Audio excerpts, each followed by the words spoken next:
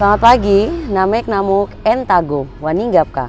Kembali lagi bersama saya Elsie Titi Halawa pada acara podcast Papua Selatan.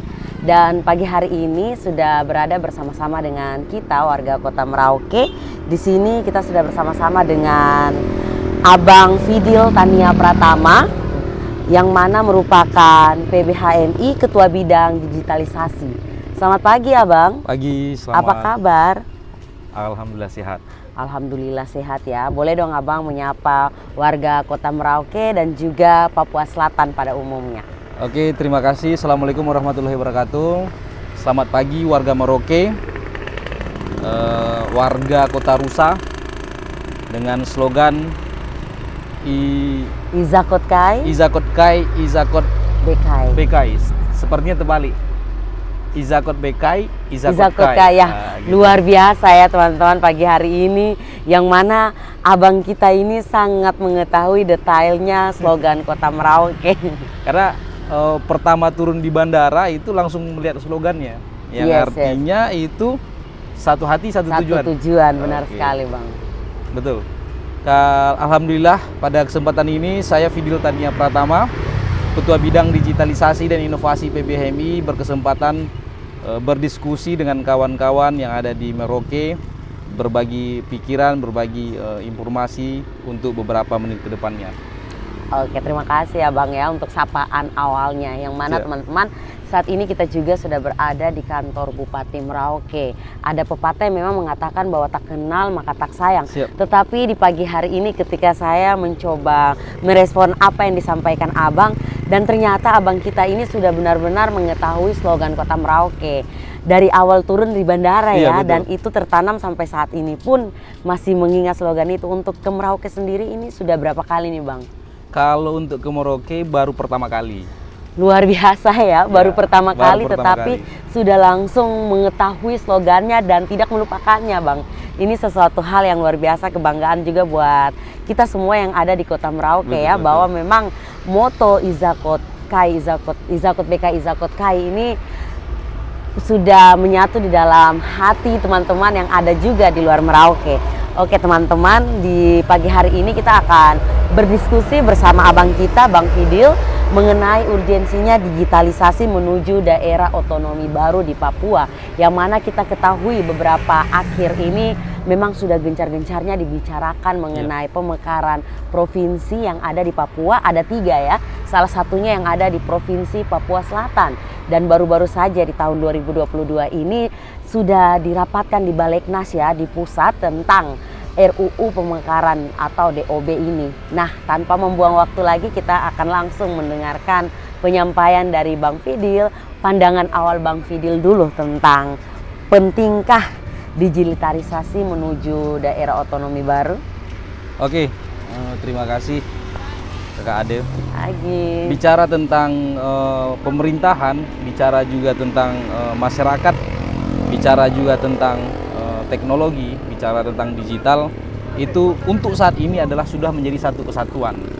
Karena apa? Kalau dalam beberapa dekade ataupun juga tahun yang lalu, itu kita bersepakat bahwasanya kebutuhan primer itu adalah sandang, pangan, dan papan. Untuk saat ini, saya beranggapan kebutuhan primer itu adalah sandang, pangan, papan, dan juga internet.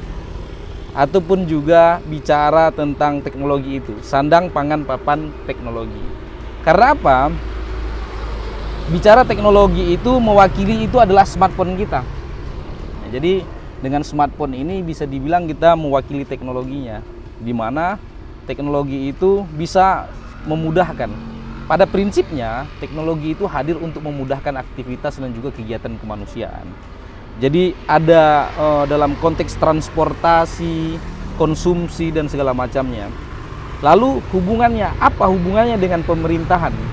Apa hubungannya dengan di wilayah Indonesia, di wilayah timur, yang katanya notabene saat ini Papua Selatan salah satu rencana untuk dimekarkan menjadi provinsi. Jadi terhadap teknologi itu ada yang dikatakan adalah kedaulatan teknologi. Jadi informasi dari pusat sampai ke daerah itu harus sampai dan merata. Sehingga penting kedaulatan teknologi tersebut. Ekosistem teknologi itu harus real, bicara tentang jaringan, bicara dengan tentang komunikasi, itu tidak bisa putus-putus lagi. Karena saat ini kita bisa berkomunikasi dengan orang di Jakarta melalui video call dan segala macamnya. Oleh sebab itu, memang ekosistem teknologi itu seperti jaringan dan segala macamnya itu penting untuk dibuat sedemikian rupa dan juga bisa dimaksimalkan oleh masyarakat pada dasarnya. Mungkin itu sebagai pemantik kita diskusi pagi ini. Baik Abang ya. Saya mendengarkan satu hal yang disampaikan Abang tadi sudah menyampaikan statement Abang sendiri. Nah, ada timbul pertanyaan nih Bang, apakah sudah sampai dan merata dari kacamata Abang yang ada di pusat ya, melihat penyebaran internet ini sampai saat ini Abang sudah sampai juga di Kota Merauke? Apakah memang sudah sampai dan merata atau seperti apa? Karena kan Indonesia kita dikenal sebagai negara yang merakyat dan juga keadilan sosial bagi seluruh rakyat Indonesia. Apakah sudah adil nih Bang? Oke, di akhir bulan lalu itu saya berada di Kabupaten Sambas, yang wilayahnya juga adalah perbatasan antara Kalimantan Barat dengan Sarawak. Seperti halnya Merauke, perbatasan antara Papua dengan Papua Nugini. Yang ingin saya sampaikan adalah pertanyaan dari apakah sudah merata. Saya rasakan itu belum. Pun demikian di wilayah Sumatera masih banyak belum merasakan merata. Jadi ada hal yang harus diingat oleh pemerintah pusat melalui Kementerian Kominfo dan juga kementerian-kementerian terkait. Ada wacana terhadap penghapusan jaringan 3G. Jadi penghapusan jaringan 3G ini harus juga diperhatikan. Di mana bahwasanya daerah-daerah itu belum memiliki jaringan secara utuh. Bagaimana kalau seumpama di jaringan itu diputus semuanya 3G, sementara dia belum siap untuk 4G gitu. Katakanlah pada saat ini di Merauke ada terjadi trouble di mana dalam 1 bulan terakhir ini bermasalah jaringan. Sementara jaringan di daerah-daerah lainnya juga itu tidak dapat jaringan gitu. Ternyata saya kira itu hanya di daerah di Merauke ini saja. Ternyata ada di beberapa daerah itu tidak memiliki jaringan sama sekali. Nah, sehingga pertanyaan tadi adalah apakah sudah bisa merata? Belum. Saya perhatikan itu belum. Jadi pemerintah harus memperhatikan sampai ke daerah. Sehingga ekosistem teknologi, ekosistem digital dan juga ekosistem informasi itu juga bisa merata. Jadi pemerintah jangan hanya sekedar di Jakarta saja, harus hadir juga di daerah-daerah. Nah, pemerintah daerah juga harapannya harus untuk menyuarakan ke Jakarta, menyuarakan ke pusat. Lalu kita yang anak muda ini, yang berasal dari daerah-daerah ini sampai di Jakarta juga harus diingat bahwasanya kita berasal dari mana. Kita harus pikirkan juga kampung kita, begitu. Iya benar sekali Abang ya, memang belum merata ya Abang ya. Betul. Apalagi tadi di awal kan kita sudah berbicara tentang menuju daerah otonomi baru nih Bang, mempersiapkan Merauke yang mana nantinya akan menjadi ibu kota di Provinsi Papua Selatan ini.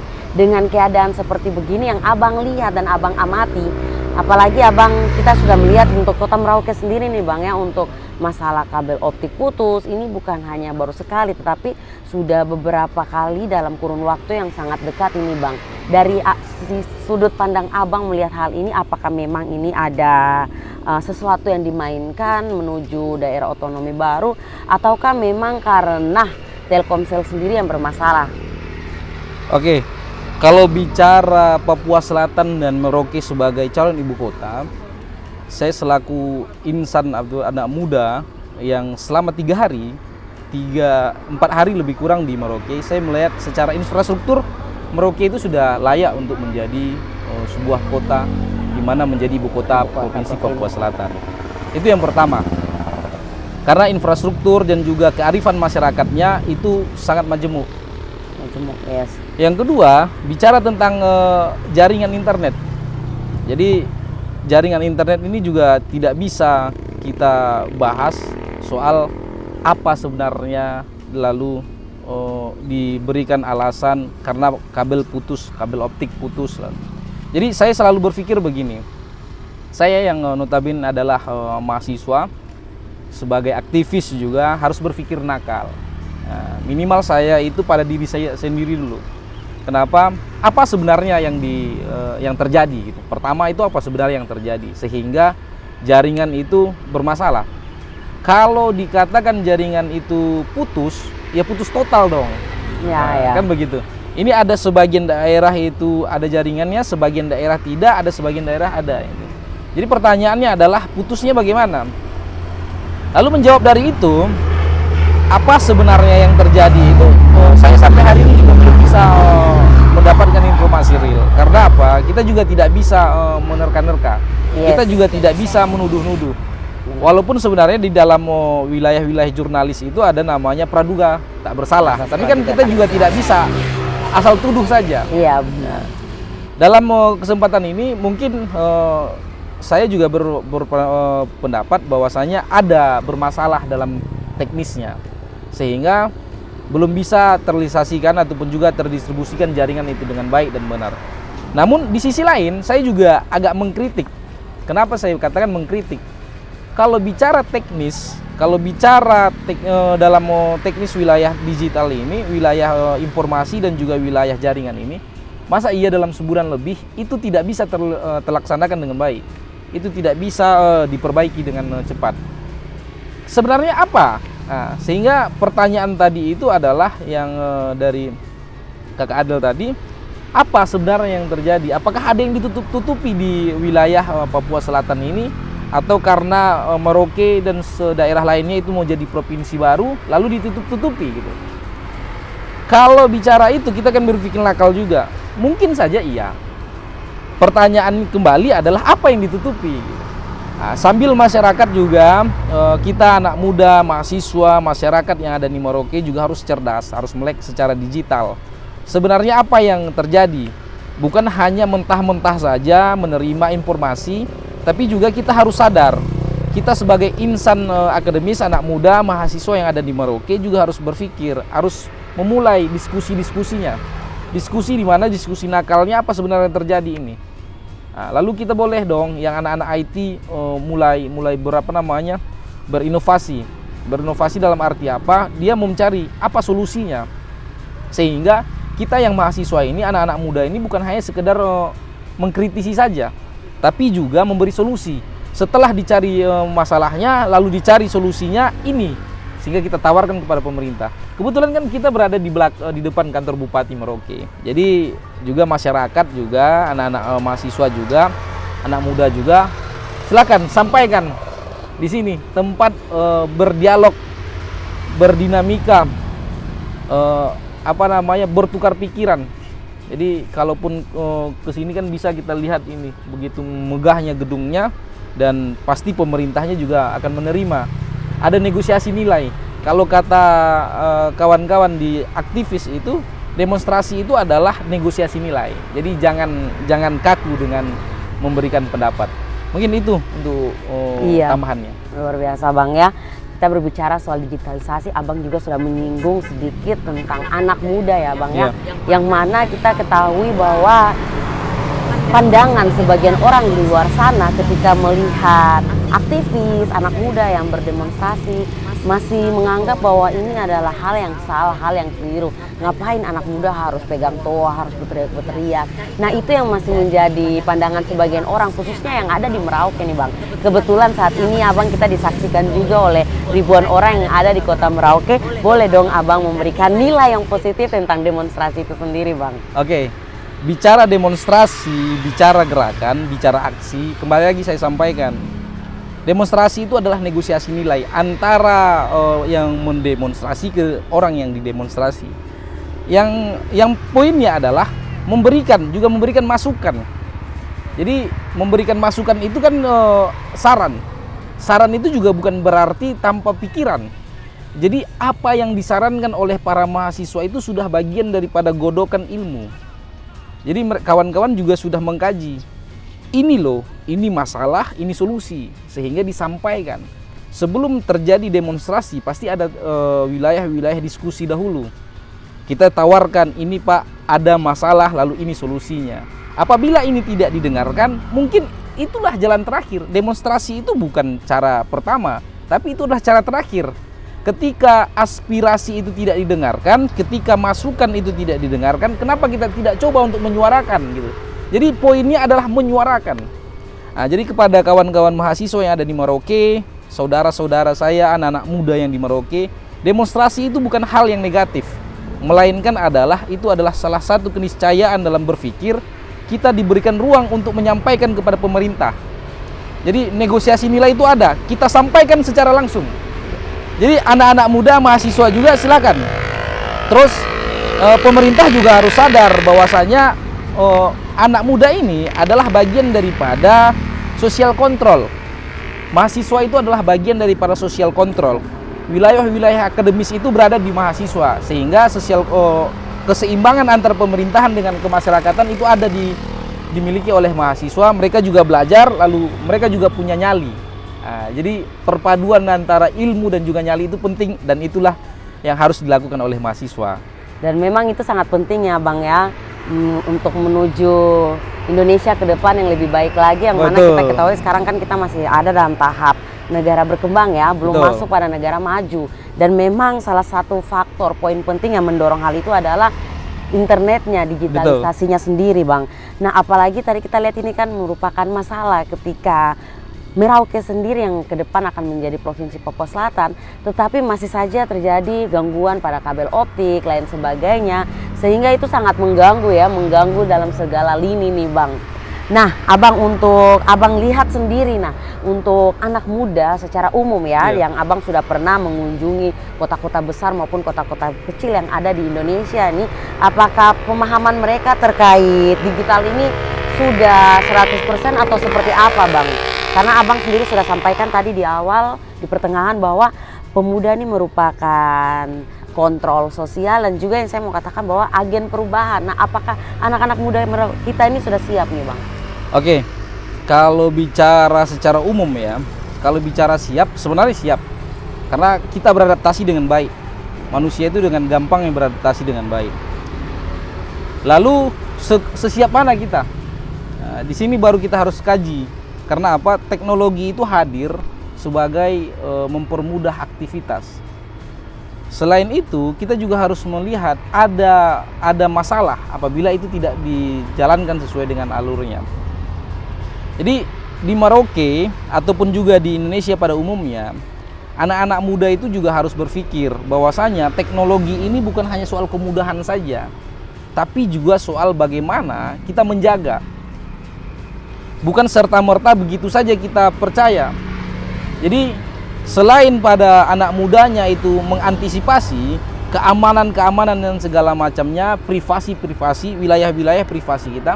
Karena begini, bicara sosial yang ada di wilayah-wilayah nyata itu sejatinya sama bicara sosial di wilayah-wilayah digital. Katakanlah begini,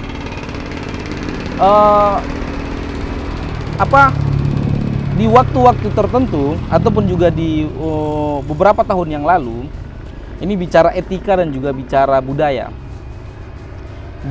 Katakan 10 tahun yang lalu ketika kita sekolah, apabila kita berjumpa di warung kopi itu dengan guru-guru kita, biasa kita agak segan untuk melakukan kegiatan-kegiatan di situ lagi. Bahkan bisa dibilang kita jarang untuk ngopi di situ. Itu yang pertama. Karena apa? Itu etika. Kita memiliki rasa perbedaan etika terhadap guru kita. Kita tidak levelnya di situ.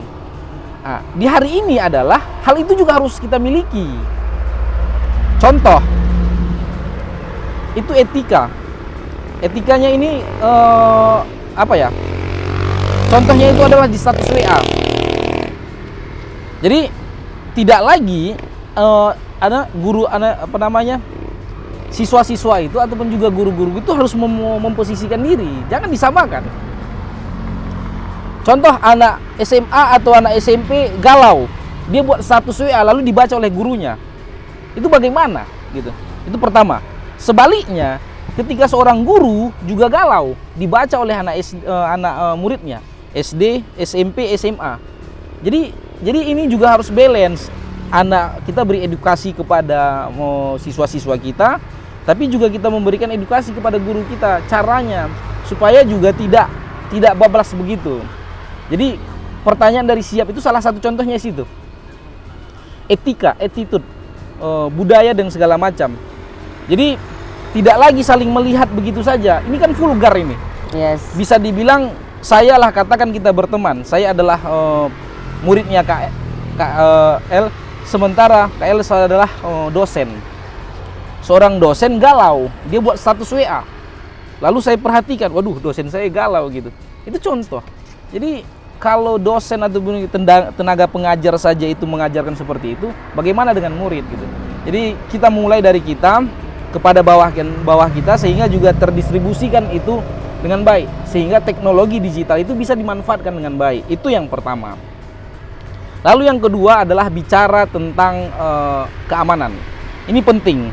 Kepada pemerintah Republik Indonesia, pada kesempatan ini adalah Kementerian Informasi, BSSN, dan juga kepolisian, segala aspek-aspek atau juga lembaga-lembaga yang khusus di wilayah digital ini, tolong, ataupun juga DPR, tolong diseriusi soal undang-undang PDP, perlindungan data pribadi. Yes.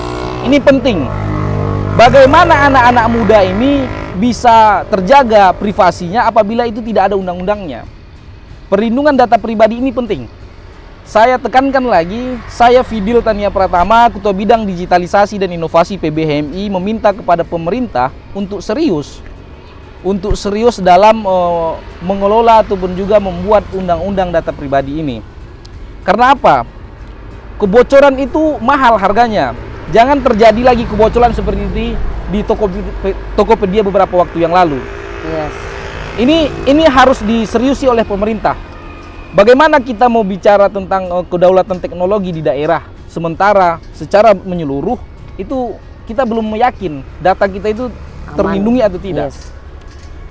Sebelum kita turun ke daerah Merauke, sebelum kita turun ke wilayah-wilayah timur lainnya, bicara tentang jaringan seperti tadi yang awal saya sampaikan, jaringan 3G, dihapus jaringan 3G dan segala macamnya, sementara perlindungan data pribadi itu belum ada.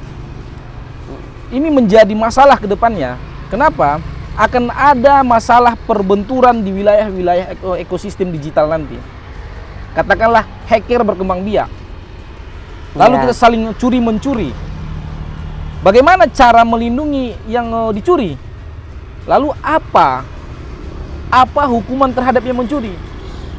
Walaupun sudah ada saat ini undang-undang ITE. Undang-undang ITE ini baik, benar, bagus untuk mengelola dan juga mengembangkan soal salah satu yang tentang attitude tadi. Sehingga orang tidak sembarangan itu mencaci maki di wilayah-wilayah digital. Tapi ini penting. Saya tekankan terakhir kalinya untuk pemerintah, silahkan serius dalam mengelola dan juga mempersiapkan undang-undang data pribadi. Undang-undang data pribadi ini penting kepada kami yang anak muda, kepada kami dan juga anak-anak cucu kita nanti, bahwasanya ini penting. Wilayah-wilayah, karena apa? Kita tidak bisa menjamin di dalam smartphone ini bisa menjaga kita. Jangan-jangan smartphone yang kita miliki ini adalah salah satu pintu yang untuk menjatuhkan kita.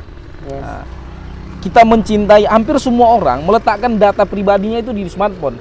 Sementara smartphone ini belum bisa kita jamin itu bisa kita safety, keamanannya.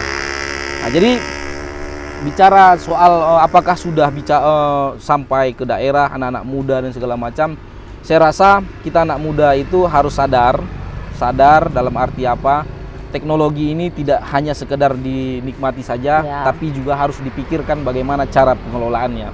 Yang kedua, pemerintah harus memperhatikan bagaimana anak-anak muda ini ataupun juga masyarakat dalam pengelolaan digital itu. Perlindungan data pribadi itu penting.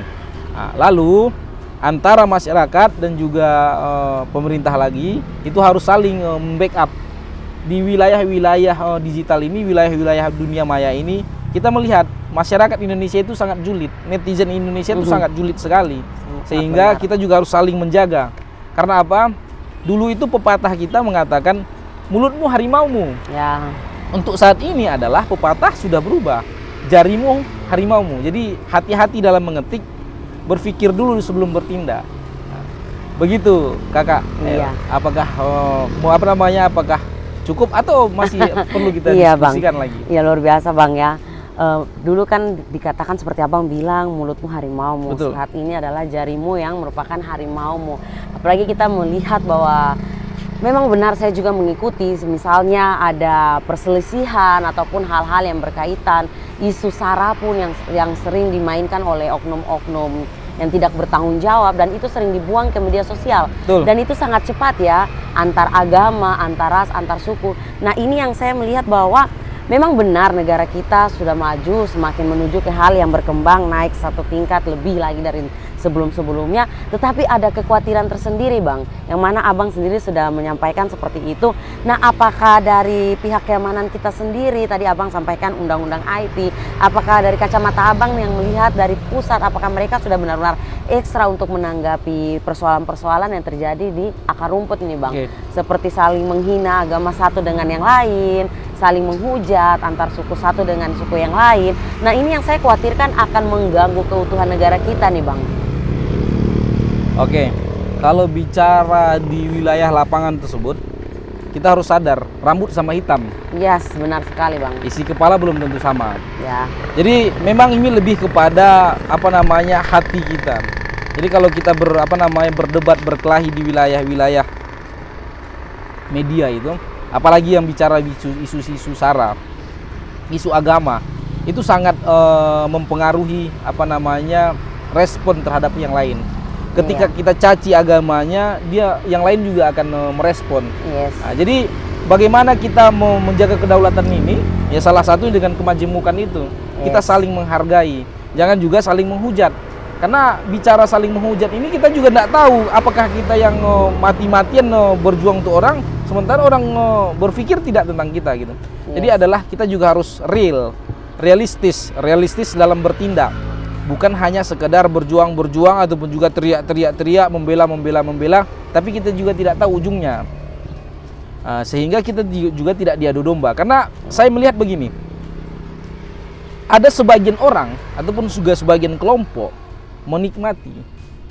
Jadi saya katakan menikmati, bukan memanfaatkan ya. Karena apa? Ini lebih daripada memanfaatkan. Dia menikmati. Orang berkelahi, dia menikmati. Jadi tolonglah kepada orang-orang yang tertentu ini juga jangan juga dikompori masyarakat kita. Yang anak-anak mudanya juga jangan dikompori. Masyarakat yang terpancing emosi yang dengan membludak itu jangan juga dipancingi. Yang kedua adalah masyarakat yang dikompor-kompori jangan juga gampang dipancingi. Ada informasi-informasi yang kita terima disaring dulu. Jangan langsung diterima, jangan langsung ditelan mentah-mentah lalu didistribusikan, di-share dan segala macam lalu dihajar gitu. Jangan, kita juga harus sharing, kita juga harus filter. Ini benar atau tidak, informasi ini benar atau tidak. Lalu kalau benar, apa yang harus kita respon gitu. Ini belum lagi benar atau salahnya, itu sudah langsung direspon. Karena memang bisa dilihat aktivitas sosial yang ada di wilayah-wilayah digital itu, masyarakat Indonesia itu sangat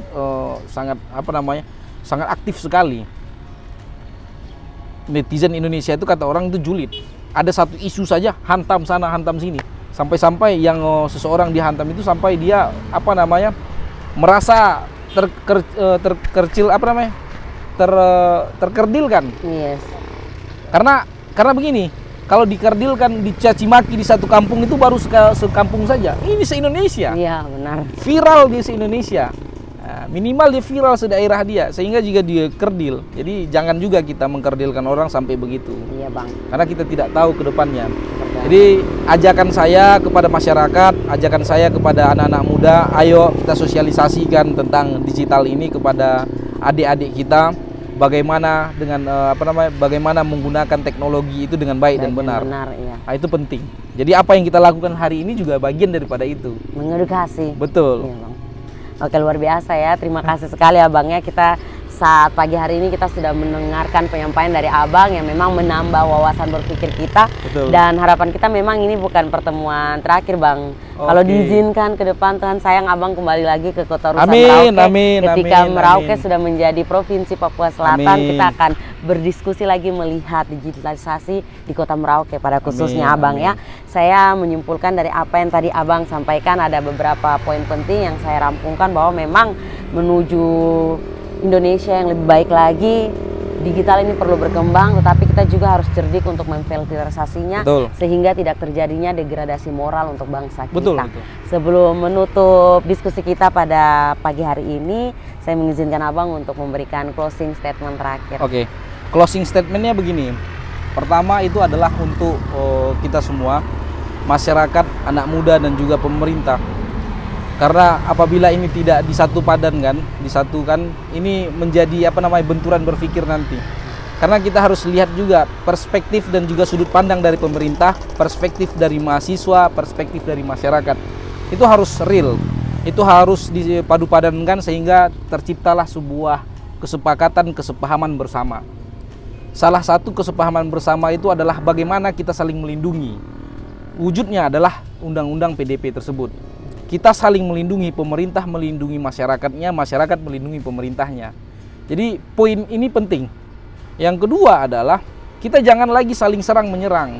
Jangan lagi masalah-masalah hal yang tidak penting itu kita saling menyerang.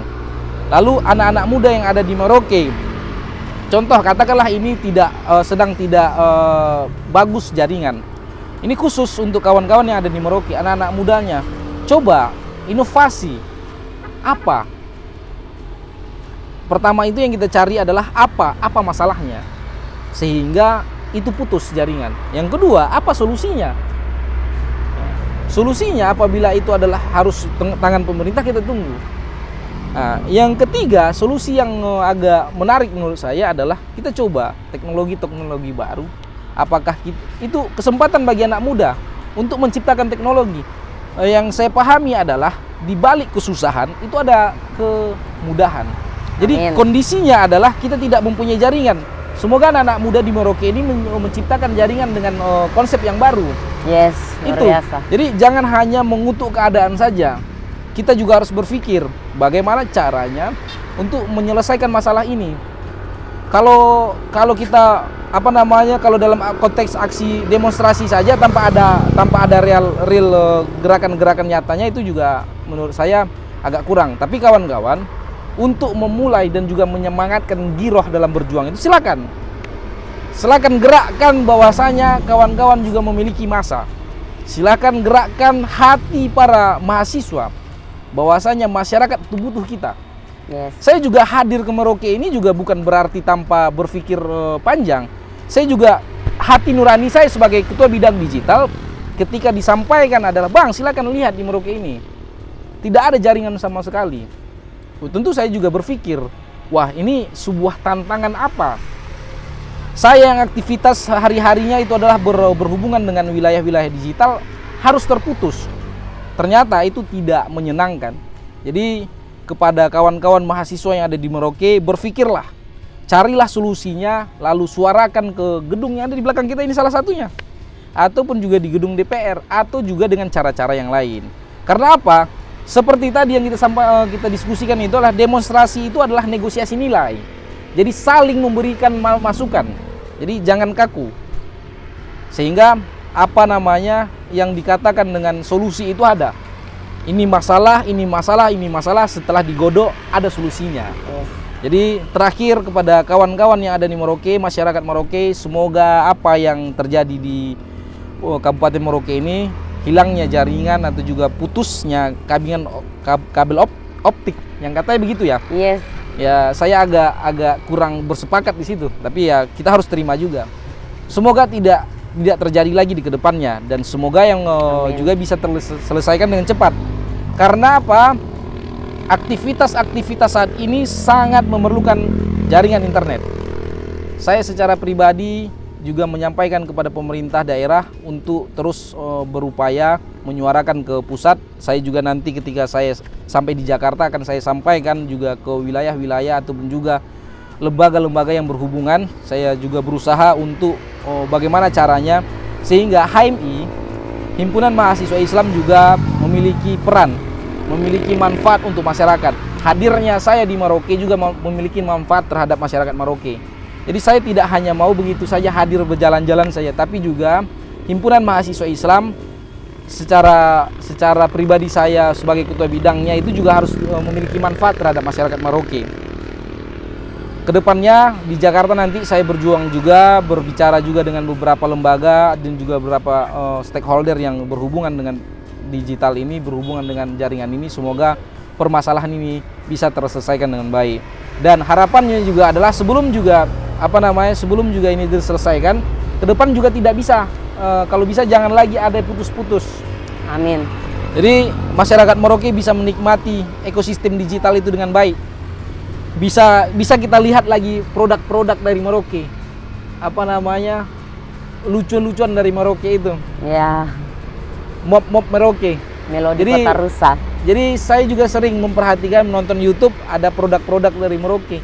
Banyak YouTuber handal dari Merauke yang kita konsumsi di Jakarta, di daerah-daerah lain. Jadi dengan adanya teknologi itu, kegiatan-kegiatan aktivitas di wilayah digital yang ada di kawan-kawan di Merauke juga bisa terjalin dan juga terjalankan dengan baik.